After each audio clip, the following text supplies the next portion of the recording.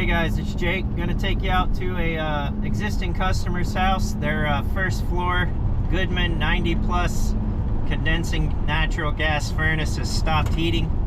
Said the blower's running with the call for heat, but no heat's coming out of the vents. She told me she turned it off and has been using the gas fireplace to heat the first floor.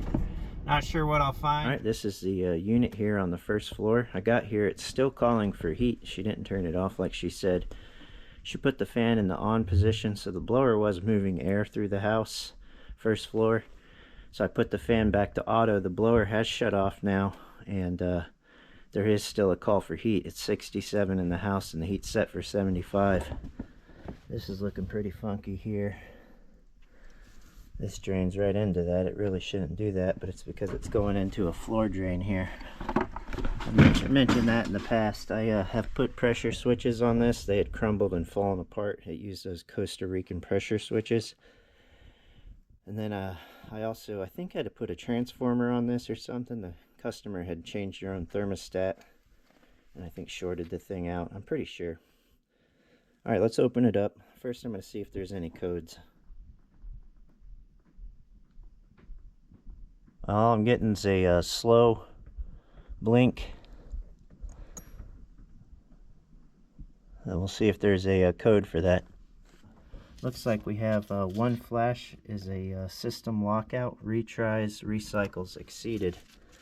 I put this in here too. This is a common issue you'll find with Goodman's, is this tube over time will sag and touch this, and then it creates a trap in this line so it'll hold water. So what I'll normally do is put some Armaflex on the bottom of it and then run some tape on the side.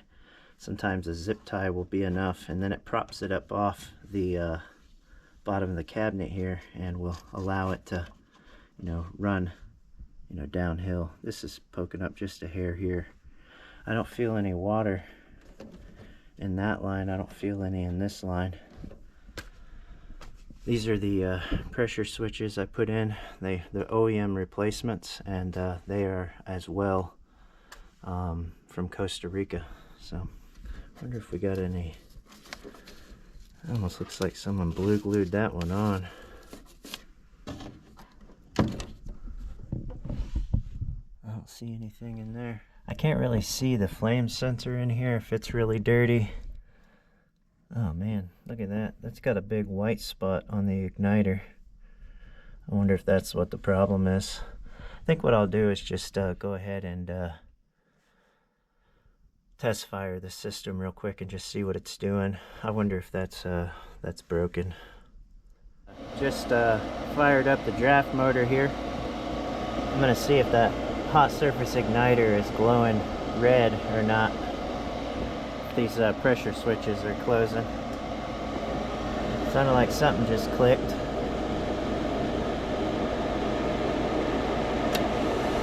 Yeah, okay, so I can hear gas flowing, and the hot surface igniter never started glowing there. So I'm going to go ahead and pop these leads off, and we're going to test to make sure we have 120 volts going into this thing.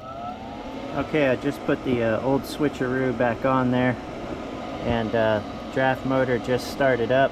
So we're going to watch this meter. I should get 120 volts from the board for this hot surface igniter to turn on. So we are getting 124 volts.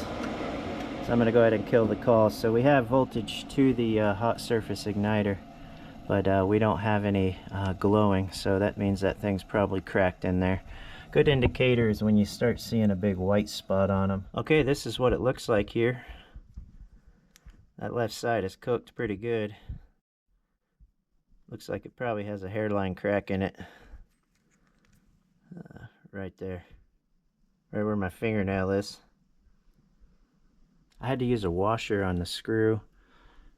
The igniter hole was just a little to the right. I was able to get the screw in there angled. I just didn't want to bend the igniter bracket too far over. So I put a little washer in there to take up the slack there, and used a pin extractor tool. I keep two different kinds. I don't use them that often, but I got this more heavy duty one for larger ones, and then I was able to use this one here on the on the igniter, so I was able to use the actual Molex connection. Alright, I just restored power here. Got the flame rod back in. Like I said, I just used the green Scotch-Brite scoring pads to clean them.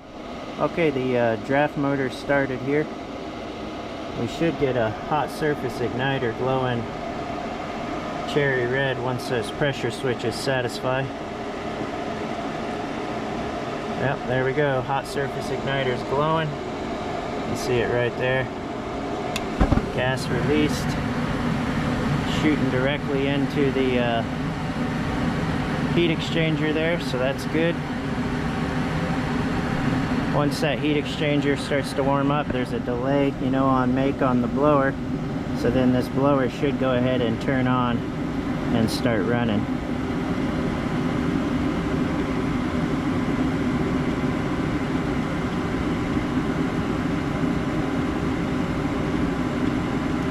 There we go, and the blower just fired off. This is a 1/2-inch thread saver. I mentioned this in the past. It should be a traditional coupling here, and it's not. That's a thread saver. Normal couplings are tapered, so as you screw the gas line in, it gets tighter and tighter with the you know, that yellow stuff on there, the slow set. This is straight across the whole way, so it relies solely on screwing those things all the way in and that putty or the slow set to keep the gas from leaking. I'll put it on my receipt again. I always like to put on there also that this thing doesn't have any safeties, doesn't have an emergency pan or anything like that. No float switch, you know, up top. So I just don't want to put any money into it, but at least it's up and running. All right, well, I'm going to walk through the house. I'm going to go put my probes on there on the unit. Make sure that on the return and supply, make sure we have a good temp rise. And then I'm going to make sure also that we don't have any carbon monoxide in the living space. Just walk through it. I didn't see the flames jump or anything like that when the blower kicked on. Alright, this one's up and running. Cycled it a couple different times now, and everything looks okay with it. I did suggest a maintenance on this thing. They said that they actually do have a home warranty now, so that if it's something big in the future with their systems, they're going to utilize the home warranty. And they asked if I worked with them, home warranty companies, and their specific home warranty, and I told them no, I don't do any work with home warranty companies. So moving forward, I might lose this customer, even though they've been a good customer of mine for years. They decided, since the units are getting older here, they wanted to get a home warranty in hopes that the home warranty company would replace the systems. I want to say thanks for watching. I appreciate it. If you haven't already, like the video, subscribe to the channel, leave a comment. You guys stay safe out there. Get home safe to your families. Talk to everybody later.